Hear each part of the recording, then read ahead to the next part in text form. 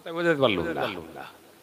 বকতে বকতে বক্তা, কেতাব পড়ে তবে তো বক্তা হবি। একটু পড়াশোনা কর, স্টাডি কর।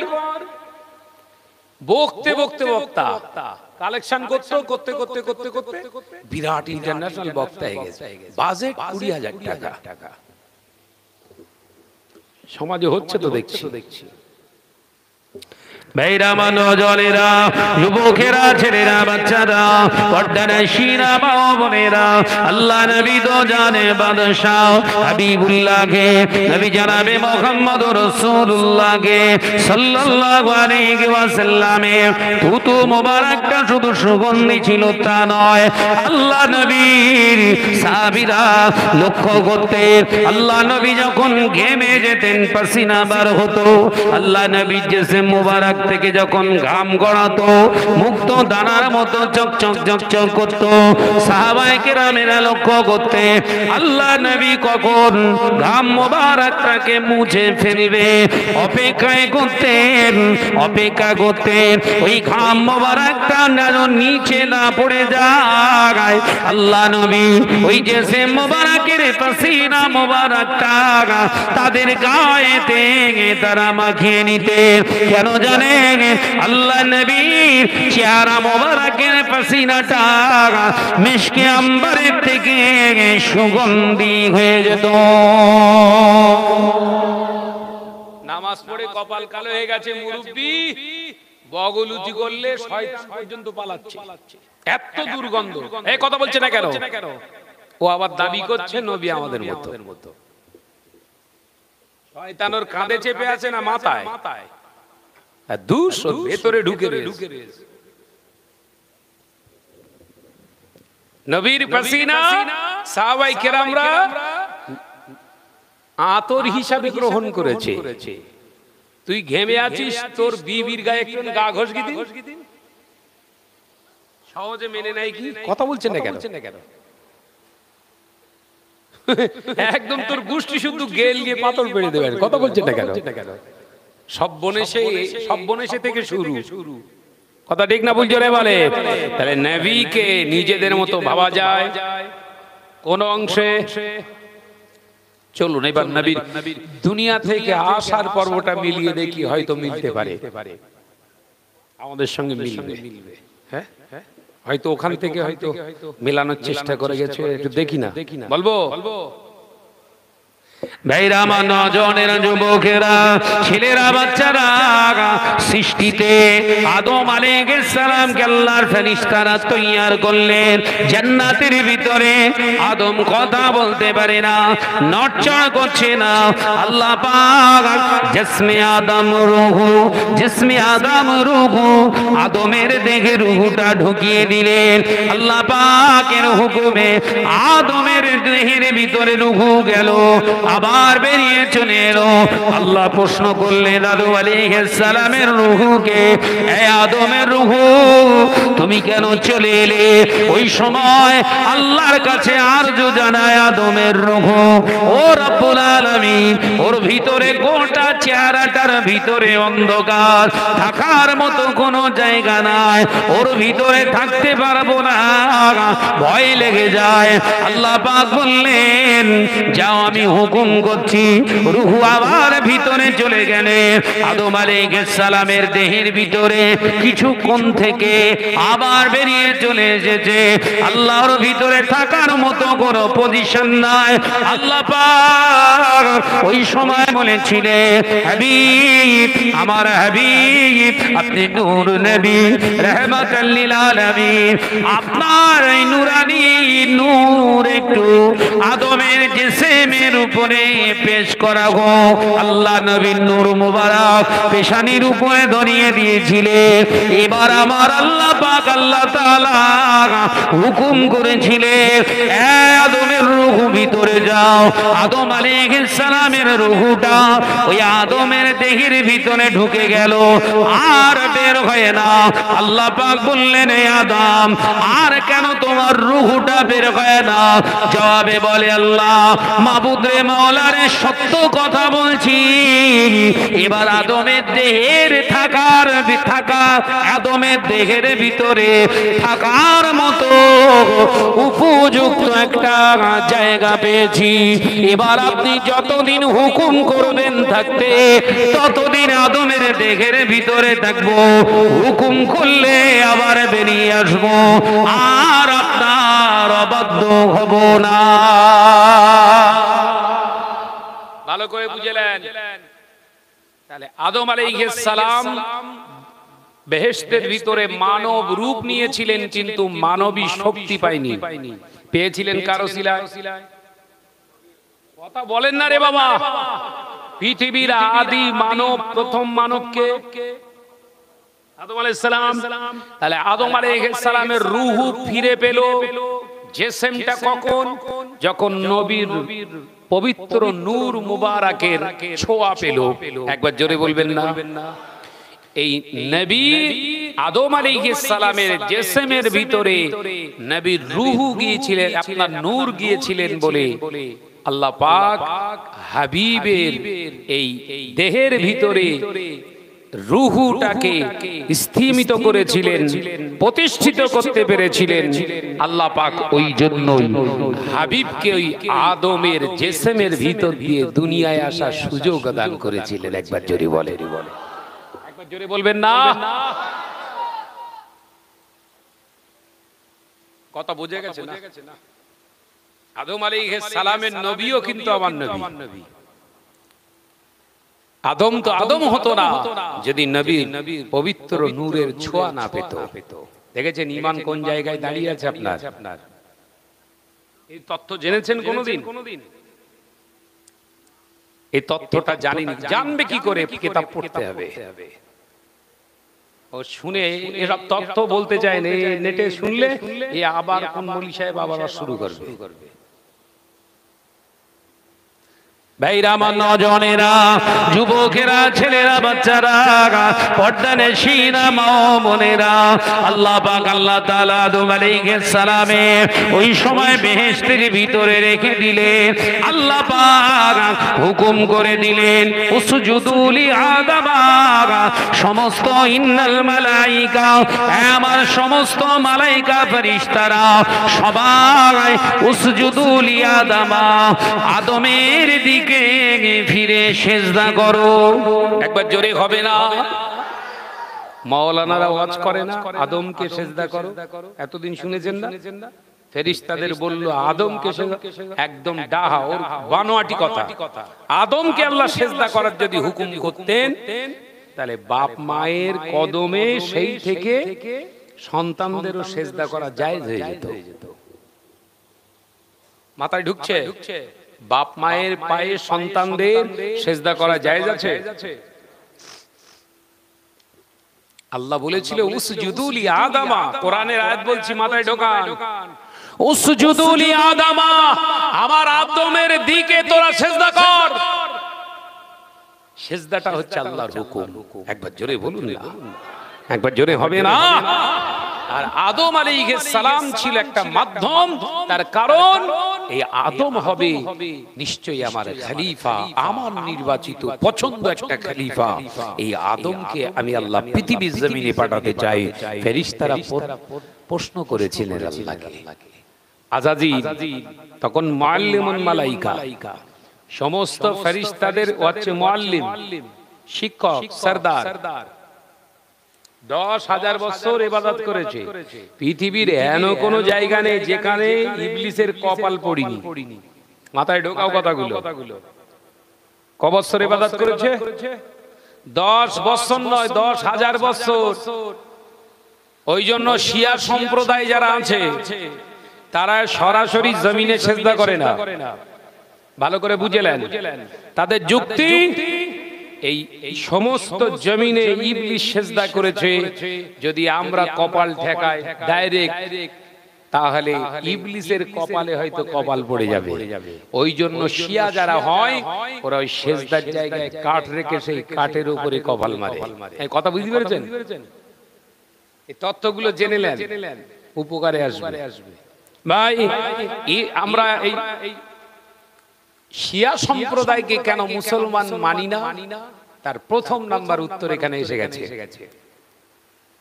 নবী নিজে, বিশ্ব নবী নিজে সেজদা করেছে কপাল ঠেকিয়ে, তাহলে নবীর কপাল ঠেকানোটাকে অমান্য করেছে ওরা। নবীর অমান্য যারা করে এরা মুসলমান হতে পারে না। মাথায় ঢুকেছে তো নাকি? এবার অসংখ্য আছে ওর মতবাদ, ও বলতে গেলে আবার 2 ঘন্টা আলাদাভাবে বলতে হবে। যে জায়গায় বোঝাতে চাইছি, নবীকে আগে চিনুন, ঈমানটা ঠিক করেন, নামাজ এক ওয়াক্ত পরে পড়েন, তারা আগের ওয়াক্তে ঈমানটা ঠিক করলেন, পরের ওয়াক্তে নামাজ পড়েন। ওই এক ওয়াক্ত নামাজ পড়ে যদি আল্লাহ ফেরেশতা আজরাইলকে দিয়ে আপনার ডেকে নেয়, মৃত্যু যদি হয়ে যায়, এই কমপ্লিট ঈমানের কারণে আল্লাহ আপনার নাজাত দেবে। একবার জোরে বলুন, একবার জোরে বলেন। আর হাবি জাবি পোকাওয়ালা ঈমান নিয়ে ঠুকবেন, কপাল কালো হবে, কবরও কালো হবে। কথা বুঝতে পারছেন না? স্বচ্ছ ঈমানের জায়গা তৈরি করুন। ভাইরা নজনেরা যুবকেরা, আল্লাহ পাক আল্লাহ তাআলা হুকুম করলেন, ও আমার ফেরেশতারা সিজদা করো। সবাই সিজদা করলেন, কিন্তু না না না, আযাজিল চুপটি মেরে বসে রইলেন। আযাজিল সিজদা করলেন না। আল্লাহ পাক প্রশ্ন করলেন, হে আযাজিল মুআল্লিমুল মালায়েকা লা ইয়াসজুদু, তুমি কেন সিজদা করলে না? আদম আলাইহিস সালামকে আল্লাহ পাক বসিয়ে রেখে দিয়েছে। প্রশ্ন করলেন আযাজিলকে, ইবলিসকে, তুমি কেন সিজদা করলে না? ওই সময় ওই আযাজিল ইবলিস বলেছিল, আল্লাহ আমার বিবেক আমাকে বাধা দেয়। আমার বিবেকটা কি? আমি 10,000 বছর ইবাদত করেছি, আমি জিন্নাত, আমার সৃষ্টি করেছেন আপনি আগুন দিয়ে, আমি আগুনে, আর আদম তো মাটির। লাকাদ খালাকনাল ইনসানা সুলালা মিন তিন, আদমকে এক মুষ্ঠ প্রকষ্ট মাটি দ্বারা আপনি সৃষ্টি করেছেন। ও রব্বুল আলামিন, মাটির কাজ তো জমিনের নিচে থাকা, আর আমি আগুনের কাজ তো উপরে থাকা। আমি কি করে উপরে থাকা এই ব্যক্তিটা নিচে থাকা মানুষকে সিজদা করব? আমার আল্লাহ বললেন, সিজদা করাটা নিচু উঁচুর কোনো ব্যাপার নয়, সিজদাটা হলো আমার হুকুম। একবার জোরে হবে না? ওখানে আদমকে তো সিজদা করতে বলিনি, আমি হুকুম করেছি সিজদা কর। বলে আল্লাহ আমার যেন বিবেকে বাঁধছে। দেখেছে শয়তানের কারণে, শয়তানের আবার বিবেক। কথা বুঝতে যাচ্ছেন না? শয়তানের আবার বিবেক। এই শয়তানিয়ত আমাদের ভিতরে কিছু আছে না নাই? এরম বিবেকবান শয়তান আছে না নাই? কথা বলছেন না কেন? বাপ মা দেখে না, বাপ মার খেতে দেয় না। ঈদ আসলে শাশুড়ির জন্য নতুন কাপড় কিনে নিয়ে যায়। প্রতিবেশী জিজ্ঞাসা হচ্ছে, হ্যাঁ সেলিম এরকম কি ব্যাপার? বলে শ্বশুর শাশুড়ি এটা বিবেকের ব্যাপার, মান সম্মানের। আচ্ছা শয়তানের ভাই বল, একদম ওর বাপ মা দেখে না, শাশুড়ি আম্মাকে দেয়, এ মার খাবে। কথা বুঝতে পারছেন নাকি? না না, আপনার চন্দ্রপুর মাশাআল্লাহ ঠিক আছে, এটা এরকম যন্তনী। আচ্ছা হ্যাঁ, নিজের মাকে কোনোদিন মা বলে ডাকে না, আর শাশুড়ি আম্মু, শাশুড়ি ওরে জুতোর বাড়ি মুখি মা। আম্মু,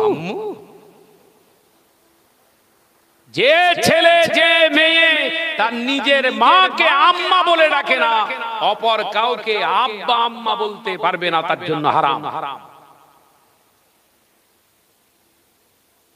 নিজের আম্মাকে যদি মা বলে ডাকো, তাহলে শাশুড়ি মাকে মা নয় শাশুড়ি মা বলে ডেকো।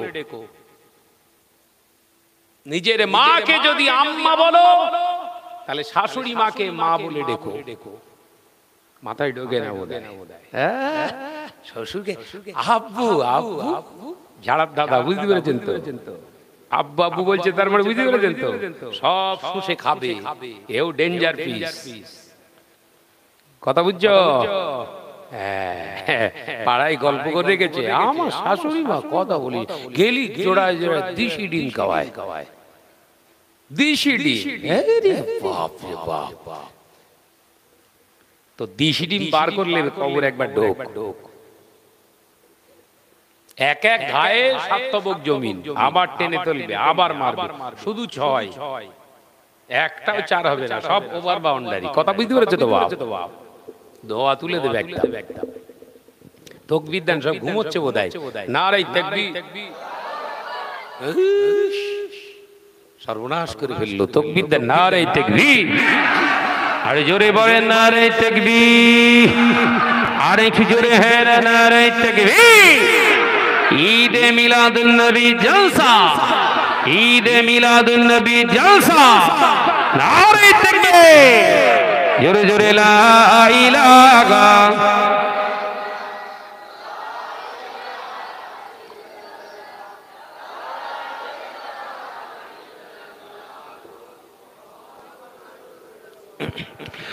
ডেকে লও রাসূলুল্লাহ রোজা পাকের কিনারে, আমি সইতে পারি না বিরহ ব্যথা, ধন্য করো দিদারে। জোরে হবে না, ছিললে হবে না। ডেকে লও রাসূলুল্লাহ রওজা পাকের কিনারে, আমি সইতে পারি না বিরহ ব্যথা, ধন্য করো দিদারে। আল্লাহুম্মা সাল্লি আলা।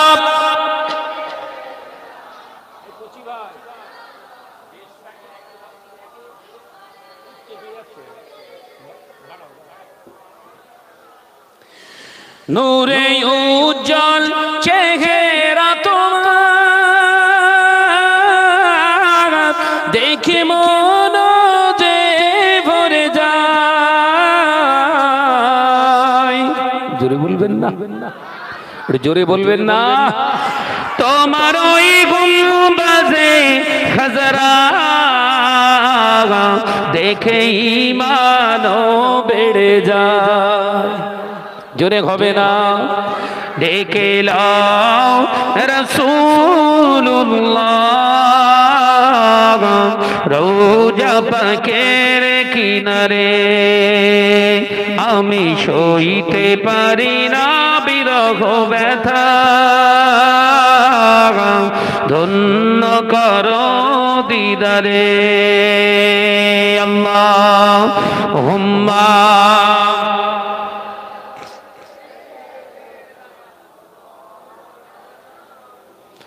وعلى آله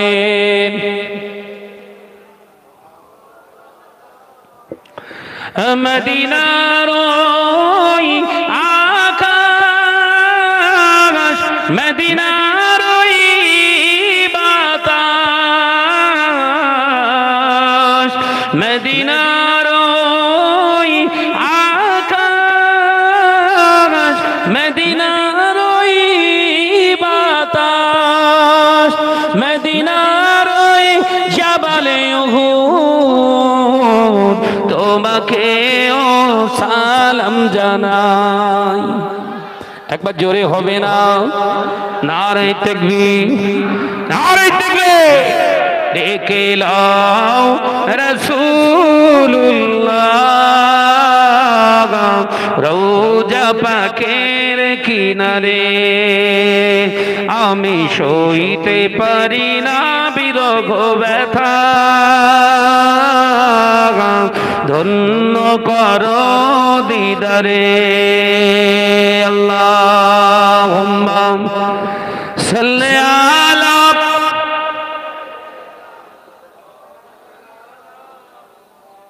ওয়া আলা আলিহি। আমার নজনেরা, যুবকেরা, ছেলেরা, বাচ্চারা, আমার আল্লাহ পাক ছাড় দেন, ছেড়ে দেন না। ইবলিসকে বলেছিলেন আচ্ছা ঠিক আছে, ইবলিস সিজদা দিল না, আমার আল্লাহ ছাড় দিলেন, ছেড়ে দিলেন না। ফেরেশতাদের হুকুম করলেন, ফেরেশতারা জান্নাতের ভিতরে একটা ঘর নির্মাণ করো, যে ঘরটা বিরাট সুন্দর হবে, উঁচু হবে, দরওয়াজাটা হবে ছোট। মাথা ঢুকছে? বেহেশতের ভিতরে গল্প করছি না, বলো কোরআনের তাফসীর শোনাচ্ছি আপনাদের। আল্লাহ পাক হুকুম করার সাথে সাথে ফেরেশতারা ঘর নির্মাণ করছেন, নির্মাণ করে ফেললেন। দরওয়াজাটা ছোট হলো, ফেরেশতারা প্রশ্ন করলেন না এত বড় ঘর দরওয়াজা কেন ছোট?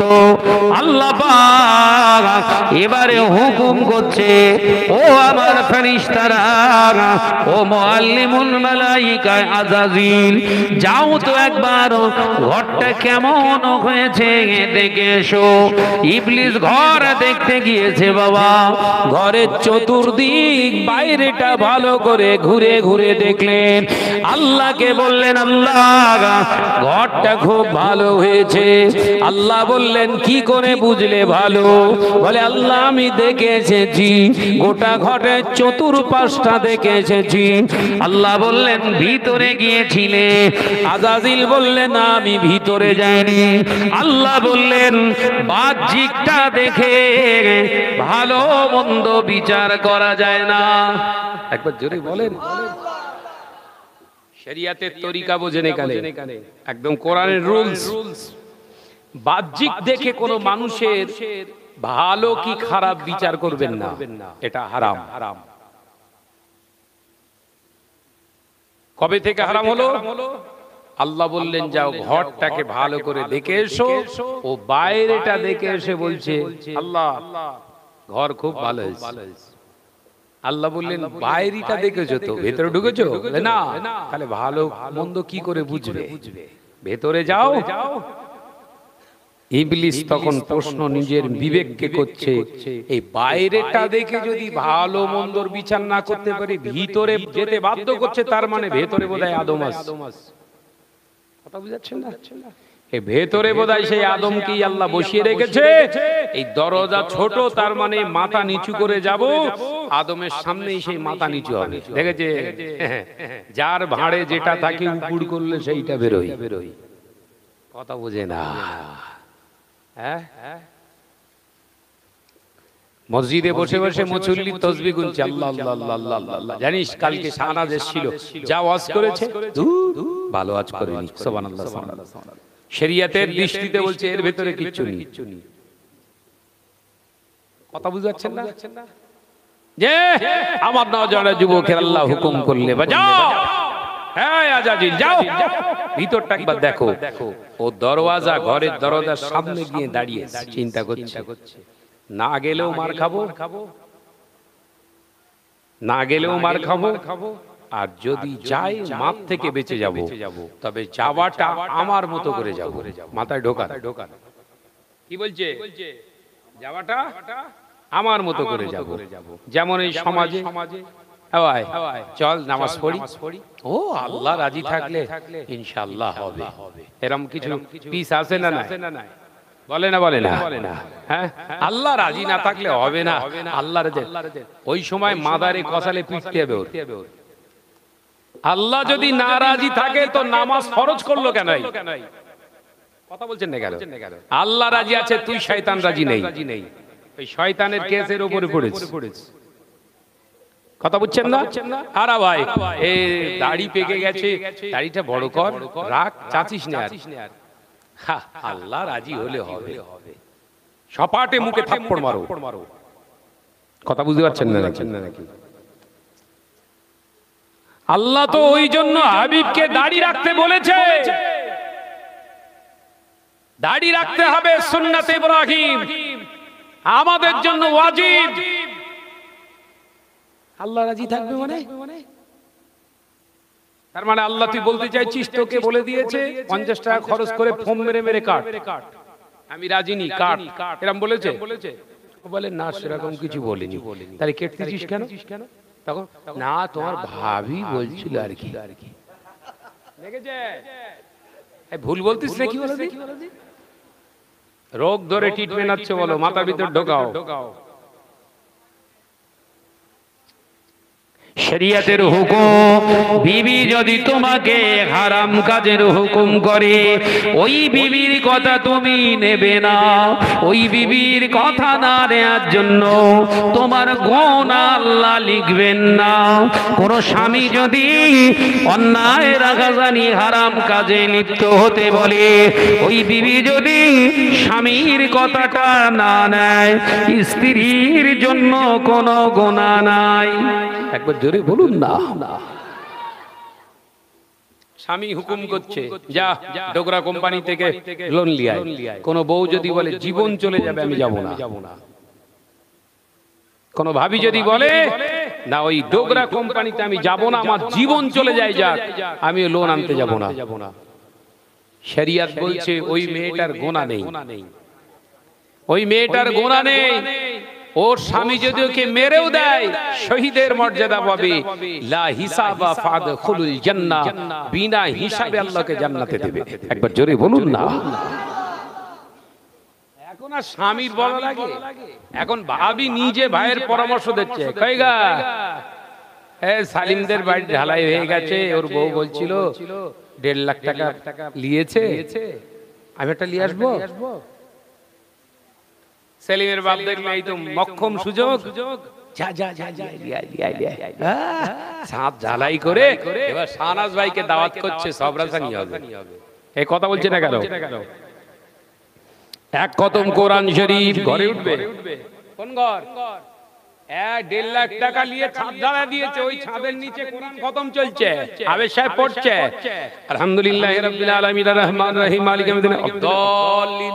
কমপ্লিটলি বলো, মাঝখান থেকে হাওয়া করতেছ। কথা বুঝতে পারছেন না?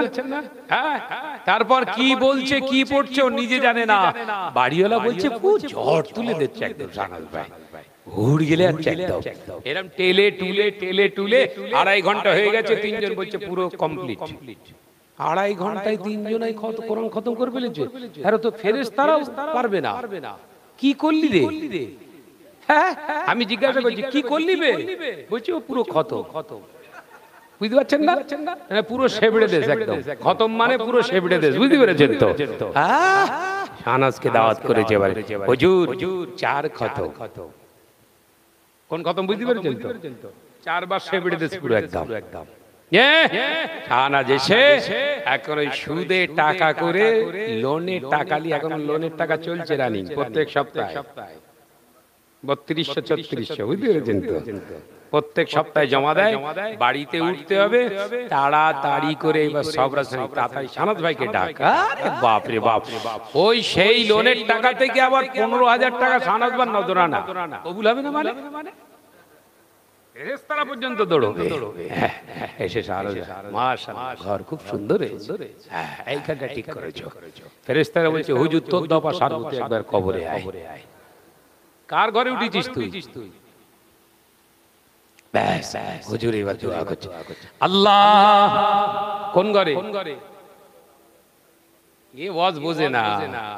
এ ঘুম লেগেছে নাকি? ঘুম পাচ্ছে? সব ঘুম মাথায় তুলবো। দাওয়াত দিলি কেন আগে বল। হ্যাঁ, ঘটনা শুনিয়ে যাব। ও বক্তা আমি না। জাতি জাহান্নামে চলে যাচ্ছে আর ঘটনা।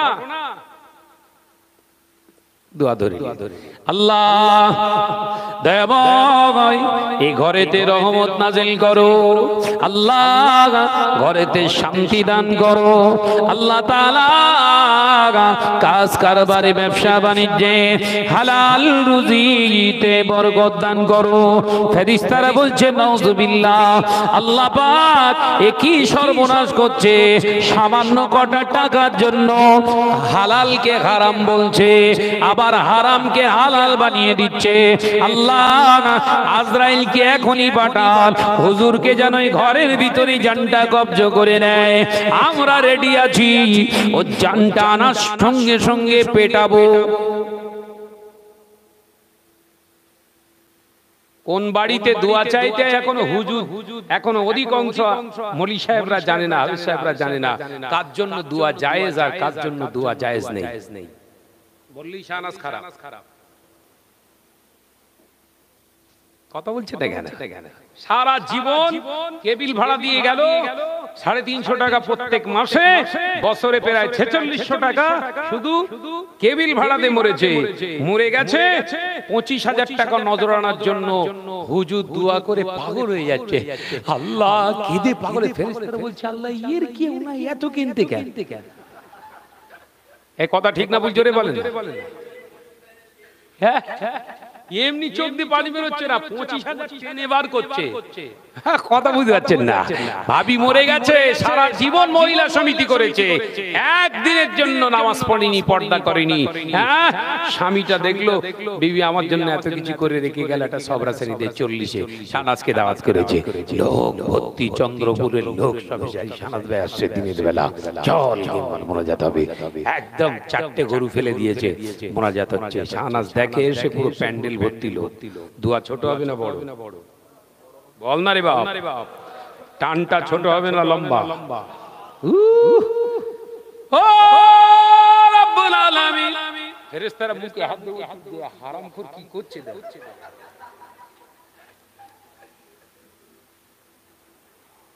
কেন মৌলী সাহেবদের রাগ হবে না বুঝতে পেরেছেন? পুরো ব্যবসা বেড়াই দিচ্ছি বলো, জাতি শেষ হয়ে গেছে পুরো।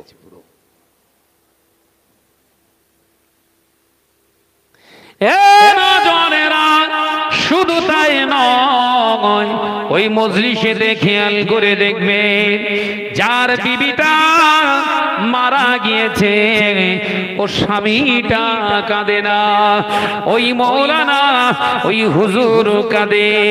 আমার আল্লাহ ওই মৌলী সাহেবের উপরে আল্লাহ ফেলতে থাকে, অভিসম্পদের উপরে ফেরেশতারা বদদোয়া করতে থাকে, আল্লাহ যেন ঈমানের সঙ্গে না মরতে পারে, এই মৌলী সাহেব যেন ঈমানের সঙ্গে না মরতে পারে।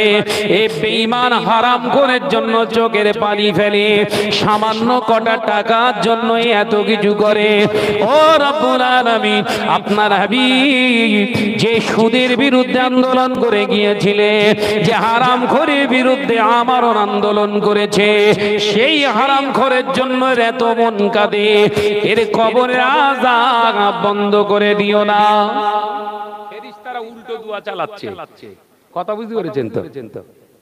হ্যাঁ আচ্ছা, যার বউ মরে গেছে মাওলানা কেঁদে পাগল হয়ে যাচ্ছে, তো চোখে পানি নি মৌলী সাহেবের, শুধু নাক টেনতে শয়তান মুখ ঢেকে হাসতে। কি শয়তানি, এরকম শয়তানি তো আমি করিনি, এ তো আমার উপরের জিনিস আল্লাহ। আমি মুআল্লিমুল না ও মুআল্লিম, বোঝা মুশকিল। কেঁদে পাগল হয়ে যাচ্ছে। আসে যার বউ, ও সে আমিন বলা ভুলে গিয়ে হুজুরের দিকে তাকিয়ে ও টেনশনে পড়ে গিয়ে, বউ আমার ছিল না হুজুরি। কি বলছে? অসুবিধা হচ্ছে? ছেলেরা এসে বস, ধোয়া তুলে দিয়ে যায়, চলে আয় এদিকে আয়। ভাইরা, নওজওয়ানেরা, যুবকেরা, ছেলেরা, বাচ্চারা, পর্দার শিরা মা বোনেরা, আমি আপনাদের বোঝাতে চেয়েছিলাম আযাজিল গেলেন না, কিন্তু আল্লাহর রোষে পড়বে। আল্লাহ পাক গজবের আওতাভুক্ত করবে। ওই জন্য ইবলিস বললেন আমার মতো আমি যাই। ও বাবাজিরা, কিছু সমাজে নামাজি আছে, তারা নামাজ পড়ে, কিয়াম ভালো করে করে না, রুকু ঠিকভাবে করে না, সিজদাটা ঠিকভাবে করে না, দোয়া দরুদ গুলো ঠিকভাবে পড়ে না। পাশের কোন জাননেওয়ালা মুসল্লি যদি তাকে বলতে যায়, আকার মেরে মেজাজের সঙ্গে বলে, তুই তোর নামাজ তোর মতো পড়, আমার মতো আমি আমারটা পড়ি, আমার বলে কিছুই নয়, নামাজ হলো আল্লাহর হুকুম, আল্লাহ যেভাবে আদায় করতে বলেছে, ফাত্তাবিউনি, হাবিবের ইত্তেবা করে নামাজ হবে। ইচ্ছার কোনো জায়গা নেই। ইবলিস ঠিক এই আমাদের খাসলাত ও ঠিক আছে ঠিক আছে চাচা ডাইরেক্ট বলছি চাচা পেছনে গুড়মুড়ো ভিজিনি গো ওযু হয়নি ও এই যাবেন ওই অবস্থায় চালাচ্ছে আচ্ছা যা হাত ধুলে কোন ভিজিনি যে ও সব জায়গায় মোটামুটি এদিক ঠিক আছে জোর করে ঠেলতে বুঝতে পারছেন তো এ খসলত আছে ইবলিসে আল্লাহ বললেন ভিতরে ঢোকো এ ভুলে যাচ্ছেন নাকি কোরআন থেকে বলছি মাওলানা শোনাবে না কোরআনের বাইরে কথা বলছিল কি শাহনাজ দরজার সামনে গিয়ে চিন্তা করলেন না ঢুকলে রোষের মুখে পড়বো যদি ঢুকতেই হয় আমার মতো করে ঢুকবো ইবলিস কি বলছে আমার মতো করে ঢুকবো ইবলিস ওই সময় আগে পা ঢুকিয়ে দিয়ে উল্টো দিক দিয়ে মাথা নিচু করেছে উল্টো দিক বুঝেন এই দিকে নয় এই দিকে মাথা নিচু নয় দরওয়াজার ভিতরে পা ঢুকিয়ে দিয়ে উল্টো দিক দিয়ে মাথা আল্লাহ পাক ওখানে একটা শব্দ ইউজ করেছিলেন কোরআন খুনুন আবা ওয়াস্তাগবারা ওয়া কানা মিনাল কাফিরিন আমার আল্লাহ বলেছিলেন তুই হলি অবাধ্য আমি আল্লাহ তোর ওই যাওয়াটা কবুল করলাম না বরঞ্চ আমার রহমতের জান্নাত তোর জন্য হারাম করে দিলাম জোরে বলুন সুবহান দেখলেন তাহলে নামাজ যদি ইচ্ছা মতো পড়েন জান্নাত হারাম কোরআন থেকে বলছি বলে মাথায় ঠকে না নামাজটা যদি ইচ্ছা মতো পড়েন তাহলে জান্নাতটাও ইবলিসের জন্য যেমন হারাম আপনার জন্য হারাম ইচ্ছা মতো মানে নবী আমাদের মতো মানুষ আল্লাহু আকবার সাহাবায়ে কিরামরা এরকম নিয়তে নামাজ পড়েনি এই ঈমান নিয়ে কোন জায়গায় কোন কিতাবে পাবেন না আই ক্যান চ্যালেঞ্জ যখন ডাকবেন তখন আসবো সাহাবায়ে কিরামদের চোখে রাসূল পাক সাল্লাল্লাহু আলাইহি ওয়াসাল্লাম ছিলেন স্বতন্ত্র আলাদা সবার থেকে একবার জোরে বলুন না একবার জোরে বলেন না আর তুমি 4 দিন নামাজ পড়ে বলছো নবী আমাদের মতো ঈমানে বজ্রাঘাত পড়েছ না পড়িনি ভাইরা আমার নওজওয়ানেরা যুবকেরা আল্লাহ পাক বললেন জান্নাত থেকে চলে যা এই জান্নাতে তোর থাকার জায়গা নাই যা যা আমি আল্লাহ তোকে ঘোষণা করলাম তোকে জাহান্নামী হিসাবে পরিগণিত করলাম চিহ্নিত করলাম ইবলিস কেঁদে কেঁদে যারে যা 10,000 বছর ইবাদত করেছি আল্লাহ তারপরেও আমাকে জাহান্নামী বানালে আল্লাহ ওই আদমের জন্য যদি আমি জাহান্নামী হয়ে থাকি আল্লাহ আমি আপনাকে জিজ্ঞাসা করতে চাই 10,000 বছর ইবাদত করেছি ওই ইবাদতের জাযা প্রতিদান কি আমায় দেবেন না 10,000 বছর আমি ইবাদত করেছি বিনিময়ে আমায় কিছু কি দেবেন না আমার আল্লাহ বললেন আমি আল্লাহ বেইনসাফি নই আমি আল্লাহ পাক আমাকে যেই ডাকে আমি তার জাযা প্রতিদান দিয়ে থাকি বল কি চাস কিতাবে এসেছে ইবলিস বলেছিল আল্লাহ যা চাইবো আপনি দেবেন আল্লাহ পাক বললেন হ্যাঁ বল ইবলিস বলেছিল আল্লাহ আমি বেশি কিছু চাই না 3টে জিনিস লাগবে আমার আপনাকে দিতে হবে হ্যাঁ আমি দেবো বল ইবলিস বলেছিল আল্লাহ আমার 1 নম্বরের চাওয়া হলো লং একটা হায়াত এখন থেকে কিয়ামত যতদিন না হবে কিয়ামত না হওয়া পর্যন্ত আমি পৃথিবীর জমিনে বেঁচে থাকতে চাই কারণ এই আদমের সন্তানেরা পৃথিবীতে আসবে এদেরকে পথ ভ্রষ্ট করে জাহান্নামী করার দায়িত্ব যে আমার রইল মাথায় ঢুকছে ইবলিসের হায়াত কতদিন পৃথিবী যতদিন ইবলিসও ততদিন তাহলে কিয়ামত পর্যন্ত একটা হায়াত আল্লাহ বললেন যা মেনে নিলাম দ্বিতীয় নাম্বার শুনছেন তাকবীর দাও নারায়ে তাকবীর দ্বিতীয় নাম্বার চাওয়া, আল্লাহ আমার দ্বিতীয় চাওয়াটা হলো এই আদমের নাক বানিয়েছেন, চোখ বানিয়েছেন, ব্রেন বানিয়েছেন, মাথা বানিয়েছেন, হাত বানিয়েছেন, কান বানিয়েছেন, এর জিহ্বা বানিয়েছেন, আল্লাহ কলকে ফ্যাপসা কিডনি সব বানিয়েছেন, আবার দেহটাকে শিরা উপশিরা দিয়ে বেষ্টন করে দিয়েছেন, আবার ওই শিরার ভিতরে রক্ত রন্ধে রন্ধে পৌঁছে দিচ্ছেন। ও রব্বুল আলামিন, এই আদমের জন্য যখন আমি জান্নাত ছাড়া হয়ে গিয়েছি, আমিও চাই এই আদমের জিসমের ভিতরে ঢুকে রন্ধে রন্ধে রক্তের সঙ্গে মিশে গিয়ে ওর অঙ্গ প্রত্যঙ্গের দ্বারা জাহান্নামের কাজ করা, এ ক্ষমতা আমায় দিতে হবে। আল্লাহ বললেন, যা রক্তের সঙ্গে প্রতি মুহূর্ত তুই মিশে যেতে পারবি, এ পাওয়ার আমি আল্লাহ তোর দিয়ে দিলাম। কিন্তু শোন ইবলিস, কেউ যদি একবার নিজের ভুলটাকে বুঝতে পেরে যায়, ওই মুহূর্তে যদি একবার পড়ে লা হাওলা ওয়ালা কুওয়াতা, আমি আল্লাহ বলছি রক্ত থেকে টেনে তোকে ছুঁড়ে ফেলে দেব। জোরে হবে না? ওই জন্য শরিয়তের বিধান হচ্ছে, কোন চ্যাংড়া ছেলে কোন চ্যাংড়া মেয়ের দিকে যখন, যুবতী মেয়ের দিকে যখন ফেরে একবার, দ্বিতীয়বার তাকানোর আগেই সে যেন পড়ে নেয় লা হাওলা ওয়ালা কুওয়াতা। এই পড়ার সঙ্গে সঙ্গে দেখবেন ওই ছেলেটার নজরটা ওই মেয়েটার দিকে আর যাবে না। তার মানে ওর ভেতর থেকে শয়তানি সব আল্লাহ বের করে ফেলে দেয়। একবার জোরে বলুন। আমাদের ঘরের ছেলেরা একবার বলছে, শাহনাজ ভাই একবার যখন তাকাতে বলেছে, ওই একবার এক টান 2.5 ঘন্টা কথা বলছেন না কেন? হ্যাঁ, এরাও সব যন্ত্রালি। হ্যাঁ বাবাজি, আমার নজনের যুবকেরা, আল্লাহ বললেন যা, মেনে নিলাম।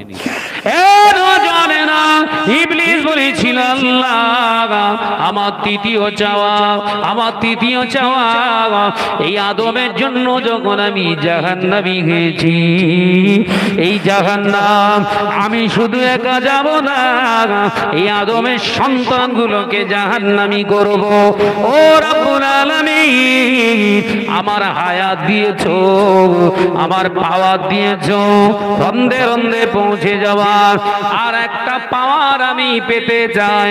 এই আদম সন্তানের, কেউ আদম সন্তান ছেলে হবে, কেউ বা মেয়ে হবে, কেউ ফর্সা হবে, কেউ কালো হবে, কেউ লম্বা হবে, কেউ বেটে হবে, কেউ দেখতে সুন্দর হবে, কেউ কদাকার কুৎসিত হবে। আল্লাহ, আমি ইবলিসের চেহারা তো কদাকার, দেখতে খারাপ, আমি যখন ওদের ধোঁকা দিতে যাব, আমার রূপ দেখে ওরা চিনে ফেলে দেবে। তাই আমি প্রতি মুহূর্তে যেন আদম সন্তানকে ধোঁকা দেওয়ার সময় প্রয়োজনে ভালো মানুষের রূপ আমি ধারণ করতে পারি, এ পাওয়ারটা আমায় দিতে হবে। আল্লাহ বললেন, যা ইবলিস, তোর এই দাবিটা মেনে নিলাম। ইবলিস খুশি হয়ে গিয়েছিল। আল্লাহ পাক বললেন, ইবলিস তোর চাওয়া শেষ। হ্যাঁ আল্লাহ, আমার আর দরকার নাই। লং একটা হায়াত, রন্ধে রন্ধে শয়তানি এবং রূপ পরিবর্তন করে শয়তানি, আল্লাহ আমি কামিয়াবি হয়ে যাব, জাহান্নামী বানিয়ে দেব। আদম সন্তান বেশি জান্নাতে যেতে পারবে না।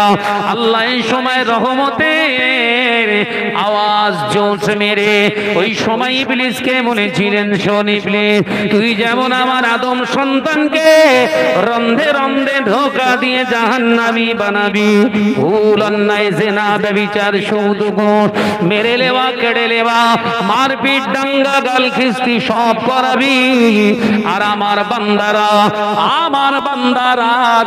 একবার তার মওতের আগে একবার ইস্তিগফার যদি করে নেয়, আল্লাহ আমি ভুল করেছি, অন্যায় করে ফেলেছি, আমি আল্লাহ বলছি ওর ওই একবারের তওবাকে আমি আল্লাহ পছন্দ করে 70 বছরের অন্যায়টা মুহূর্তের ভিতরে ক্ষমা করে দেব। একবার জোরে হবে না?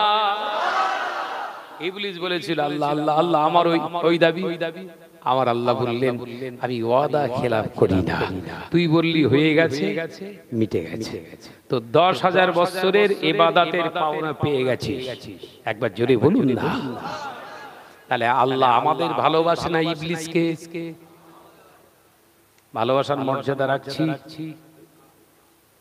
কথা বলছেন না কেন? সাবধান হন আমার নজনেরা, যুবকেরা। ইবলিস 3টে পাওয়ার, তাহলে শেষের পাওয়ারটা কি?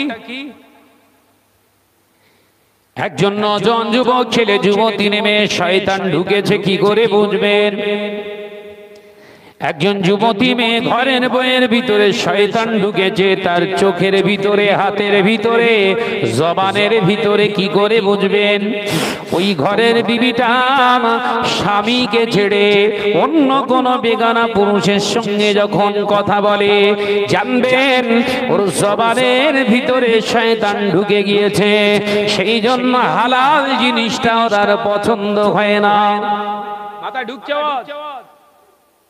রাস্তা দিয়ে যাচ্ছে একটা ছেলে, একটা মহিলাকে আসতে দেখি, স্কুল ছুটি মহিলা, ওকে দেখে একটা চোখ মেরে দিয়েছে, তার মানে চোখের ভিতরে শয়তান ঢুকে অসওয়াসা দিয়েছে, চোখের দ্বারা জাহান্নামের দিকে নিয়ে যাচ্ছে। জানবেন চোখের ভিতরে শয়তান ঢুকেছে। বুঝতে পারছেন? জলসা শুনে ফিরে আসার সময় রাস্তার ধারে সুন্দর সুন্দর ডাব হয়ে আছে, কচি কচি মোটা ডাব, দুজনকে উঠিয়ে দিয়েছে, চল পাড় খেয়ে একেবারে শরীর ঠান্ডা করে বাড়ি যাব। এরা মাল আছে না নেই?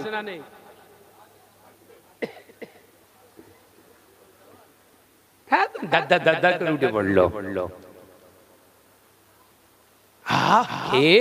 আবার বলছে, একজন বলছে দূরে ফেলিস নে, যার জিনিস তার গাছের গোড়ায় রাখ। হচ্ছে ডবল শয়তান, কথা বুঝতে পারছেন তো? খাওয়া দাওয়া করে একদম গাছের গোড়ায় সুন্দর করে উবুর করে রেখে এসছে উল্টে। সকালবেলা ফজরের নামাজ না আদায় করেছে, চাচা মাথায় হাত দিয়ে বসে বসে খামছে, এক একটা ডাবের দাম 40 টাকা। হ্যাঁ, শয়তান বলছে আমি ওই জলসা, ওরা সারা রাত জলসা শুনেছে, কিচ্ছু বলিনি, কিন্তু রাস্তায় পেয়েছি ওরে ছাড়িনি, একদম জলসা ডগে তুলে ছেড়ে দিয়েছে, একদম ওঠ গাছে ওঠ, মাল পেড়ে লে আয়। তার মানে ওর অন্তরের ভিতরে শয়তান আমি ঢুকে গিয়েছিলাম, ওরা হাতের দ্বারা, পায়ের দ্বারা, মুখের দ্বারা গোনা করি ওকে জাহান্নামী বানিয়ে দিয়েছে। বোঝা যাচ্ছে? ও নজনেরা, যুবকেরা, ছেলেরা, বাচ্চারা, ওই সময় আল্লাহ পাক আল্লাহ তাআলা জানিয়েছিলেন, বল ইবলিস, আল্লাহ আমার শেষের চাওয়াটা বড় বড় পাওনা আমি পেয়ে গিয়েছি।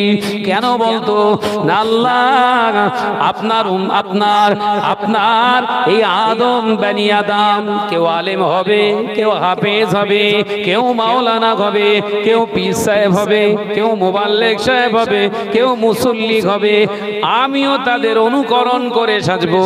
অর্থাৎ জাতিকে ধোঁকা দেওয়ার জন্য আমার যখন দরকার হবে স্টেজে মাওলানা সেজে বক্তব্য রাখবো, আমার যখন ইচ্ছা যাবে মুসল্লি সাজবো, মসজিদের ভিতরে ঢুকে 5 ওয়াক্ত নামাজ পড়বো, কিন্তু এই নামাজের ভিতরে আপনার অস্তিত্ব রাখবো না।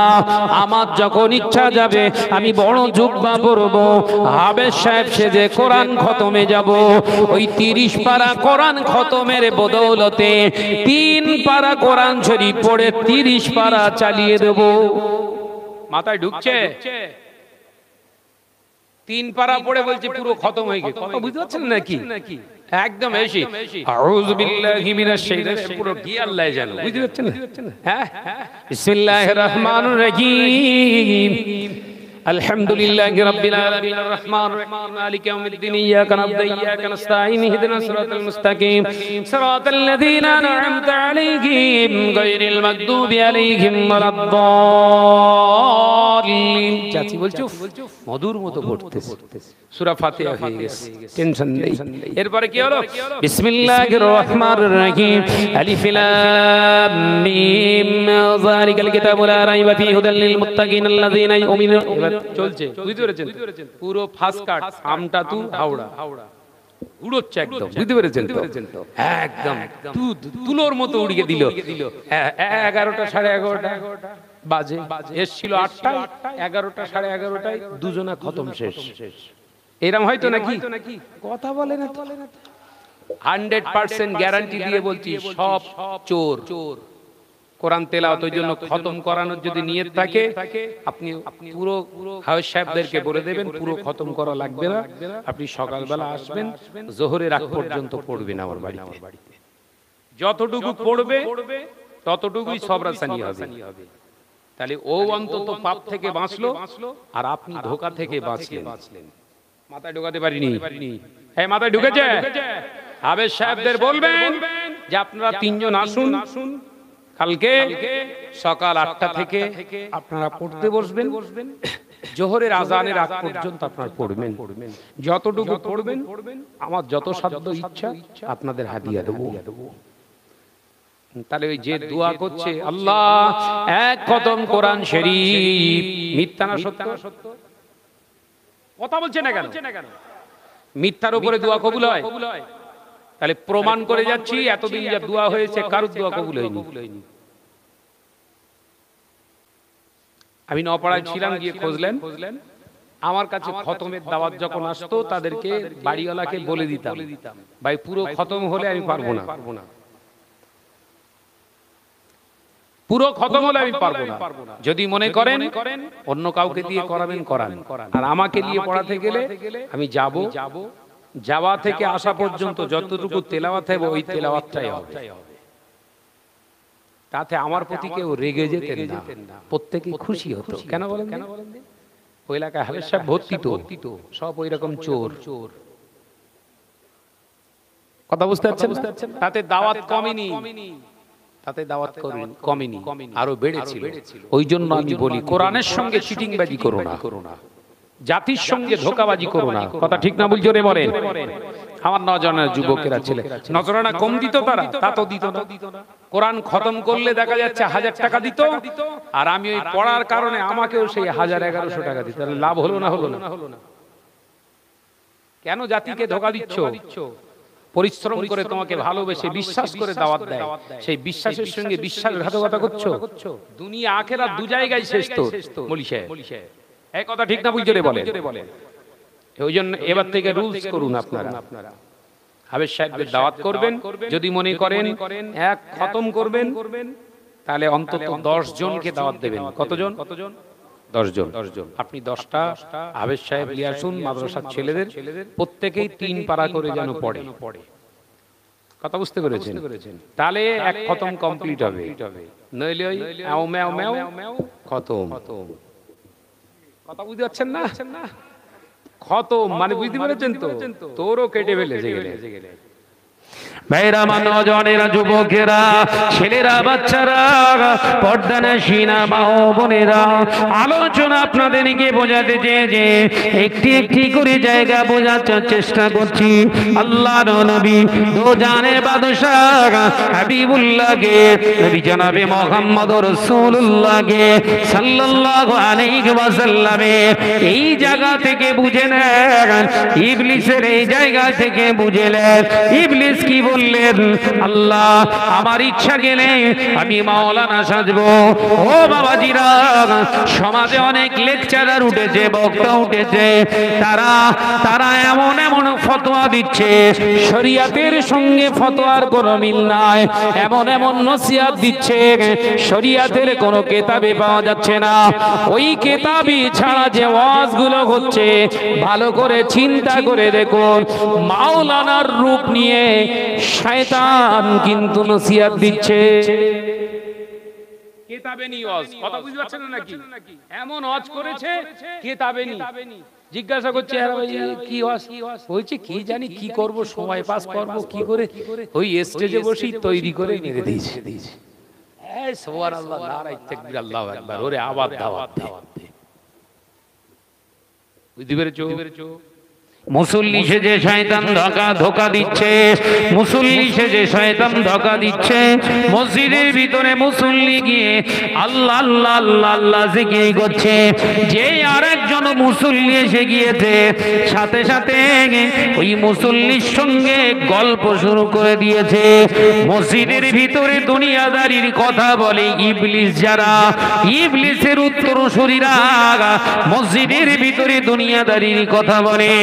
উসজুদু, আল্লাহ সিজদা করার জন্য, ফি ইবাদিহি মাসজিদিল্লাহ, আল্লাহ পাকের মসজিদ হলো সিজদা করা, ইবাদতের জায়গা। ওই মসজিদের ভিতরে দুনিয়াদারির কথা বলে মানে শয়তানের কাজ। মাথায় ঢুকছে? সব দুনিয়ার গল্প করে না, করে না? চাচা আর এক চাচার পাশে যে বসলি আয়, পুরাতন করা কথা খুচড়ে খুচড়ে বের করে কথা বলছে না কেন? হ্যাঁ হ্যাঁ, সেই মনে হয় কত আমাদের একটা আনন্দ ছিল। ফেরেশতারা বলছো যত আনন্দের কথা ওই মসজিদের ভিতরে। এই তো মসজিদের ভিতরে পা রাখার সময় বললি আল্লাহুম্মা আফতাহ লি আবওয়াবা রাহমাতিক, এর মানে কি? আল্লাহ আল্লাহ আল্লাহুম্মা আফতানি আবওয়াবা রাহমাতিক, এর মানে হলো আল্লাহ তোমার ইবাদত বندگির জন্য মসজিদে পা দিয়েছি। আল্লাহুম্মা আফতানি আবওয়াবা রাহমাতিক, এবার তোমার রহমতের দরওয়াজা আমার জন্য খুলে দাও। তাহলে এখানেও ধোঁকা। মসজিদে পা দিয়ে দোয়া পড়লো কি? তোমার ইবাদত বান্দিগির জন্য ঢুকছি। গল্প করা ইবাদত? কথা বলে না তো। কেন হারাম হয়েছে বুঝতে পারছেন না নাকি? মসজিদের ভিতরে দুনিয়াদারির কথা বলা হচ্ছে শয়তানের কাজ। শরিয়তের বিধান, দুটো মুসল্লি যদি কথা বলে, তৃতীয় কোন মুসল্লি যদি দেখতে পায় ওই দুটো মুসল্লি কথা বলছে, তাহলে এই তৃতীয় ব্যক্তিটা গিয়ে নিষেধ করতে পারবে না, এটাও হচ্ছে হারাম। শরিয়তের বিধান, ওই দুইজন কথা বলছে যে মুসল্লি, ওদেরকে আপনি বাইরে নিয়ে চলে আসুন, কিংবা আপনি আগে বাইরে মসজিদের বাইরে বেরিয়ে এসে জানালা দিয়ে আপনি ডাকুন, ও দুই ভাই একটু শুনে যান। ওই দুইটো মুসল্লি যদি বাইরে বেরিয়ে এসে বলে কি হয়েছে বল, ওই সময় যদি আপনি বলেন মসজিদে আল্লাহর ঘর, আপনি কথা বলবেন না, গুনাহ হয়ে যাচ্ছে। এখানে তো প্লাসের জায়গা মাইনাস হয়ে যাচ্ছে। গুনাহ হলো মাইনাস আর নেকি হলো প্লাস। দুনিয়াদারির কথা বললে মাইনাস হয়, প্লাস হয় না। ও আল্লাহর বান্দারা, আপনারা কথা বন্ধ করুন। আল্লাহ নবী জানিয়ে দিলেন, আপনার এই কথাটা শুনে যদি ওই দুইজন দুনিয়াদারির কথাটা মসজিদে বন্ধ করে দেয়, আমার আল্লাহ আপনার নাম বলে আল্লাহ তাআলা মুজাহিদিনের সব দান করে দেয়। জোরে বলো। কিছু পাওয়া যাচ্ছে ওদের ভিতরে? তাহলে মসজিদের ভিতরে দুনিয়াদারির কোনো কথা হবে না। মসজিদের ভিতরে দুনিয়াদারির কোনো কথা হবে না। যদি হয় আপনি নিজে গিয়ে নিষেধ করতে পারবেন না, আপনি নিজে বেরিয়ে আসুন। নিষেধ করাটাও তো দুনিয়াদারির কথা। কথা বুঝতে পারছেন? ওই জন্য শরিয়তের বিধান মেপে জেনে বুঝে তারপর মসজিদে পা দেওয়া দরকার। নইলে ওই প্লাসের জায়গায় মাইনাস হবে। মাইনাস প্লাস বোঝেন তো? নেকি হলো প্লাস আর গুনাহ হলো মাইনাস। মসজিদ যাই আমরা নেকির জন্য, তো প্লাসের জন্য। আর দুনিয়াদারির কথা বলেই মানে মাইনাস হবে। এই মাইনাস প্লাসের কথা চিন্তা রেখে মসজিদে যাবে। দেখবেন পাশে যদি কেউ মরেও যায়, আপনার জবান থেকে কথা বেরোবে না। আপনি অবাক হয়ে যাবেন। ও আল্লাহর বান্দারা, মসজিদুন নববী, কাবা বাইতুল্লাহ শরীফ, এই দুই জায়গায় আমাদের এলাকার মতো 2-10 জন মুসল্লি নয়, 2-10,000 মুসল্লি নয়, 2-10 লক্ষ মানুষ নামাজ আদায় করে। একটাও দুনিয়াদারির গল্প নাই। হয় কেউ কোরআন তেলাওয়াত করছে, নতুবা বসে বসে নবীর উপরে দরুদ শরীফ পড়ছে, কোনো আওয়াজ পাবেন না। হাজার হাজার নয়, লক্ষ লক্ষ মানুষ মসজিদের ভিতরে ইবাদতে মগ্ন, কোনো শব্দ নাই, কোনো জায়গায় লেখাও নেই কিপ সাইলেন্ট ইওর মোবাইল, একবার কোনো জায়গায় দেখতে পাবেন না, কারুর মোবাইলও বাজে না, কারণ ওটা হলো আল্লাহর ঘর, রাসূলুল্লাহ দরবার। ওই জায়গায় এত সম্মান যদি আপনারা করেন, এত সুন্দর করে ডিসিপ্লিন রাখেন, আপনার ঘর, আপনার ঘরের পাশে যে আল্লাহর ঘর মসজিদ, ওরও ডিসিপ্লিন আছে। তাই আপনাকে সেদিকে খেয়াল রেখে যদি আপনি না চলেন, বিয়াদবে শয়তান মেলে আদবে রাসূলুল্লাহ মিলে যায়। 35-40 বছর ধরে মসজিদে যায়, নামাজ পড়ে, রাসূলুল্লাহকে পাচ্ছে না। আছেন না নাই? 35-40 বছর ধরে মসজিদে নামাজ পড়ছে, 5 ওয়াক্ত তাহাজ্জুদ, কপাল কালো হয়ে গেছে, রাসূলুল্লাহ দিদার পেল না, খুশবু পাচ্ছে না। কারণটা কি? হয় মসজিদের সঙ্গে বেয়াদবি করছে, আর নইলে লাহমুন হারামা, এ হারাম খায়। কথা বুঝতে পারছেন না নাকি? দুটো কারণ আজকে বলে দিয়ে গেলাম। আপনি এতদিন নামাজ পড়ছেন, রাসূলুল্লাহ দিদার পাচ্ছেন না, দুটো কারণ হয়, দুটোর একটা আপনার ভিতরে আছে। হয় আপনার শরীরের ভিতরে হারাম খানা ঢুকছে, আর নইলে আপনি মসজিদে নামাজ পড়তে যান, মসজিদের সঙ্গে বিয়াদবি হচ্ছে। খেয়াল থাকবে, আল্লাহ আমাদের বোঝার তৌফিক দেন, বলুন আমিন। আর একটু জোরে বলি আল্লাহুম্মা আমিন। মহাপাদের সঙ্গে দরুদ আল্লাহুম্মা। 3:30 শেষ করব তো। আর একটু জোরে ওয়ালালে।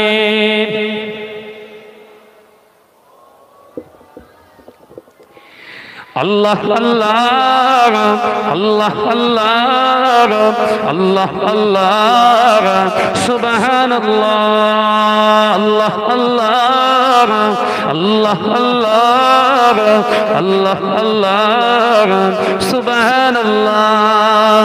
ইয়া রহমানু ইয়া রহিমু ইয়া মালিকু ইয়া কুদ্দুসু আল্লাহ আল্লাহ আল্লাহ আল্লাহ আল্লাহ আল্লাহ সুবহানাল্লাহ। জোরে জোরে লা ইলাহা ইল্লাল্লাহ,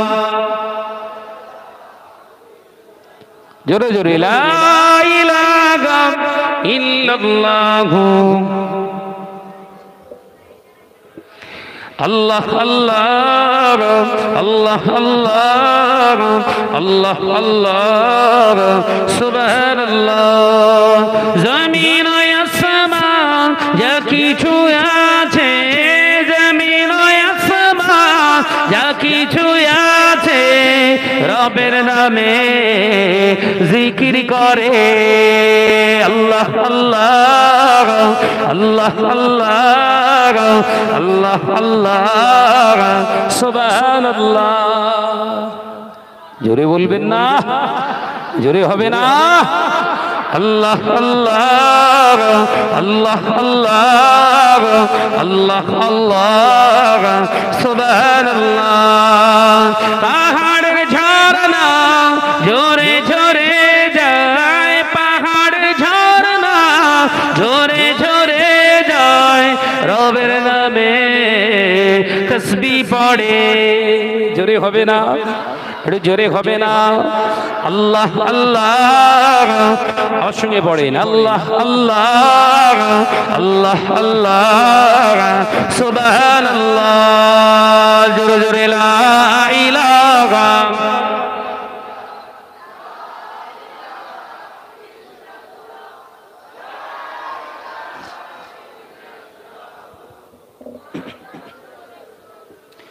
ভোরের ওই পাখি কুহু কুহু ডাকি, ভোরের ওই পাখি কুহু কুহু ডাকি, তোমার তোমার নামে জিকির করে আল্লাহ আল্লাহ আল্লাহ আল্লাহ আল্লাহ আল্লাহ সুবহানাল্লাহ নারে তাকবীর নারে তাকবীর নারে তাকবীর রাতের আকাশে তারকারা সাজে রাতের আকাশে তারকারা সাজে রবের নামে তসবিহ পড়ে আল্লাহ আল্লাহ আল্লাহ আল্লাহ আল্লাহ আল্লাহ সুবহানাল্লাহ জোরে হবে না ছিললে হবে না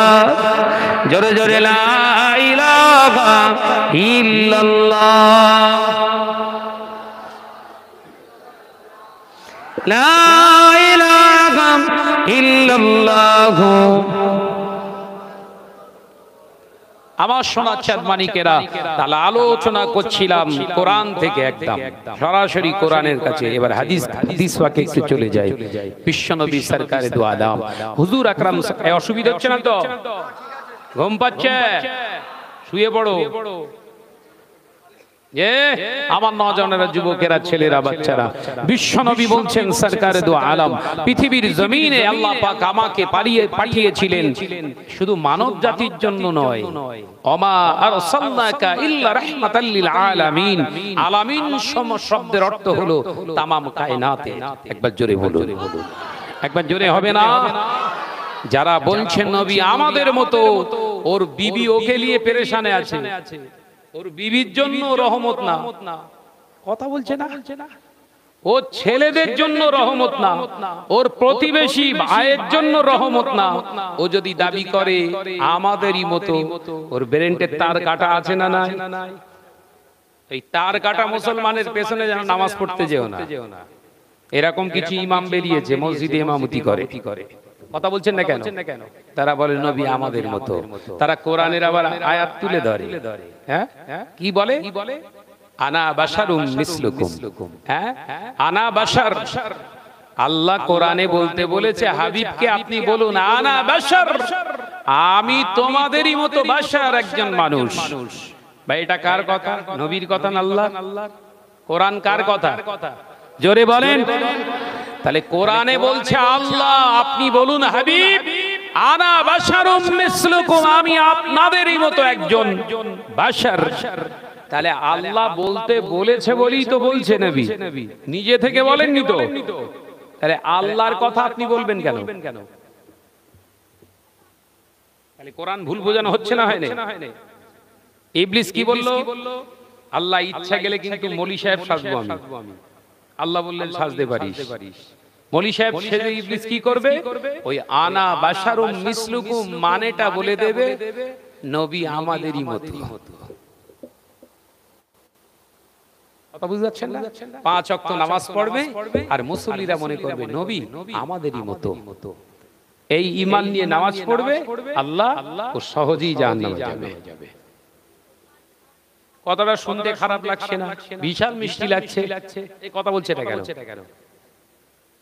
একজন ইমাম সাহেব মসজিদে ইমামতি করছে সে যদি এই রকম উক্তি তোলে যে নবী আমাদেরই মতো মানুষ ওই ইমাম সাহেবকে ডাইরেক্ট প্রশ্ন করুন আপনার গায়ের ঘামটা গন্ধ না সুগন্ধ না দুর্গন্ধ ও যদি বলে দুর্গন্ধ তাহলে বলবেন আপনি হচ্ছেন হারামখোর আর আমার নবীর জীবনে কোনোদিন হারামে স্পর্শ করেননি একবার জোরে বলুন একবার জোরে হবে না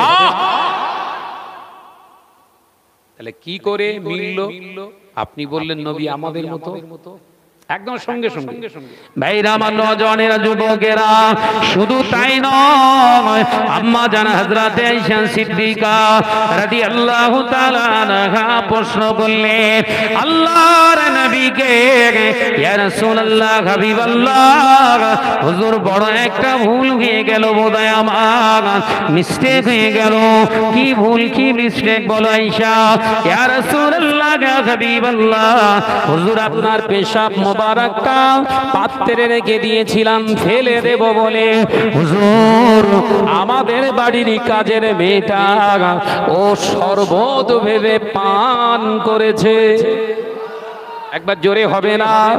ইয়া রাসূলুল্লাহ, হাবিবাল্লাহ, আপনার ওই পেশাব মোবারকটা পান করে ফেলেছে।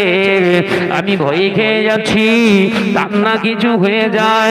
আল্লাহ নবী মুচকে হেসে বলেছিলেন, আয়েশা ভয় পাওয়ার কিছু নয়, খুশি হয়ে যাও, কারণ আমি নবী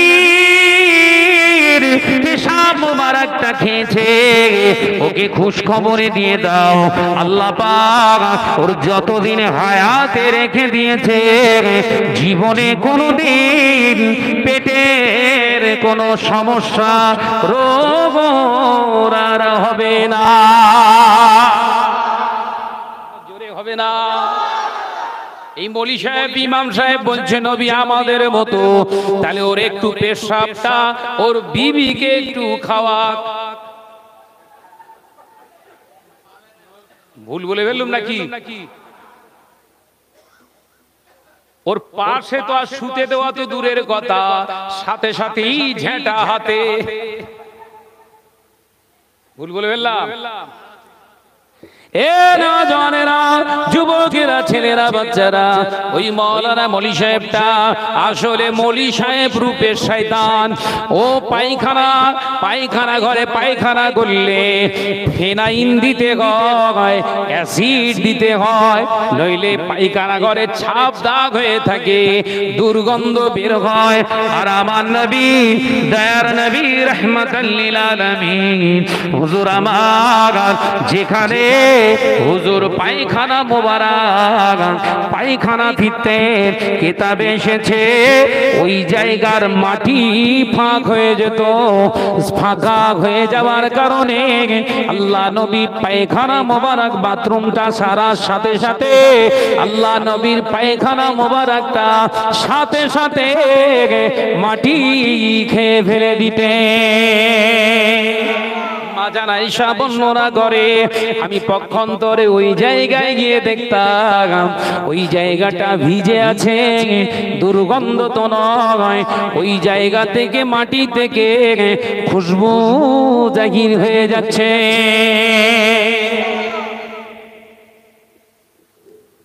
আর ইমাম সাহেবের বাথরুমে গিয়ে ঢুকবেন, মাথা উঁচু করে রাখতে হয়। 12 বাড়িতে খাচ্ছে, পুরো বিষ হয়ে নেমতে, বুঝতে পারছেন? গুবরে পোকা ওর পায়খানা খেতে চায় না। আই ভুল বলতিস বোধহয়, দেখি গুবরে পোকা বাইরে পায়খানা ফিরেছে, গুবরে পোকা মাথা দিয়ে ঠেলতি যাচ্ছে, মাল কোথায় গিয়ে খালি করবে ঠিক পাচ্ছে না। আর বিশ্বনবী সরকারে দু আলম যেখানে পায়খানা মোবারক রাখতেন, রাসূলের পায়খানা নাপাক নয়, ওই জন্য পায়খানা মুবারক বলতে হয়, পেশাব মুবারক। তোমারটা মুবারক তো? কথা বলছেন না কেন? হাতে করলে একটুখানি বউয়ের গায়ে মান না, তোরা আমল গোষ্ঠী শুদ্ধ আউট করতে দেবেন। ইমান ঠিক করেন। আমি আলোচনার জায়গাটা বোঝাতে চেয়েছিলাম, নামাজ আগে নয়, ইমান আগে। বানিউল ইসলাম আলা খামসিন, বুখারী শরীফের বাবুল ইমানের অধ্যায়ে হাদিসটি এসেছে। বানিউল ইসলাম আলা খামসিন শাহাদাত, প্রথমেই আপনার ঈমান আনতে হবে। ইসলামের 5টা স্তম্ভ, প্রথম স্তম্ভের নাম হলো ঈমান। একবার জোরে বলুন। তারপরে ওয়া আকিমুস সালাহ ওয়া আতিজ যাকাত আস-সিয়াম রমাদান আল মুবারাক আল হজ্জ আও কামা ক্বালা আলাইহিস সালাম। রাসূল বলছে আগে ঈমান, আগে কি? ঈমান নেই নামাজ নেই, ঈমান নেই রোজা নেই, ঈমান নেই হজ নেই, ঈমান নেই মসজিদ নেই, ঈমান নেই জলসা নেই, ঈমান নেই দাড়ি টুপি নেই, ঈমান নেই কোরআন নেই, ঈমান নেই আল্লাহ তোর কাছে নেই।